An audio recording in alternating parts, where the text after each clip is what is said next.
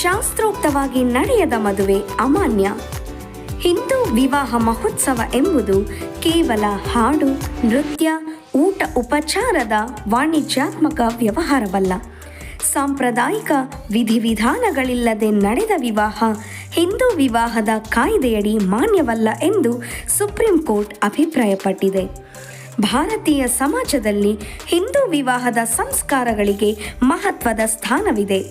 ವಿವಾಹದ ಮೌಲ್ಯ ಎತ್ತಿ ಹಿಡಿಯಲು ಸಂಪ್ರದಾಯ ಪದ್ಧತಿ ಪಾಲನೆ ಅತ್ಯಗತ್ಯ ಎಂದು ನ್ಯಾಯಾಧೀಶ BV ನಾಗರತ್ನ, ನ್ಯಾಯಾಧೀಶ ಆಗಸ್ಟಿನ್ ಜಾರ್ಜ್ ಮಸಿನ್ ಅವರಿದ್ದ ನ್ಯಾಯಪೀಠ ಹೇಳಿದೆ. ಕಾಯಿದೆ ಪ್ರಕಾರ ಮದುವೆಗೆ ಮಾನ್ಯತೆ ನೀಡಲು ಶಾಸ್ತ್ರೋಕ್ತ ಕಾರ್ಯಕ್ರಮಗಳು ನಡೆದಿರಬೇಕು. ಸಮಸ್ಯೆ ಅಥವಾ ವಿವಾದ ಉಂಟಾದಾಗ ಪರಿಹರಿಸಲು ಸಮಾರಂಭದ ಪುರಾವೆಗಳು ನೆರವಿಗೆ ಬರಲಿವೆ. ಅಂತಹ ಆಚರಣೆ ಇಲ್ಲದೆ ನಡೆದ ಮದುವೆಗೆ ಕಾಯಿದೆಯ ಸೆಕ್ಷನ್ 7ರ ಪ್ರಕಾರ ಮಾನ್ಯತೆ ಸಿಗುವುದಿಲ್ಲ. ಕೇವಲ ಇಲಾಖೆಯ ಪ್ರಮಾಣ ಪತ್ರದಿಂದ ವೈವಾಹಿಕ ಸ್ಥಿತಿ ದೃಢೀಕರಿಸಲಾಗದು.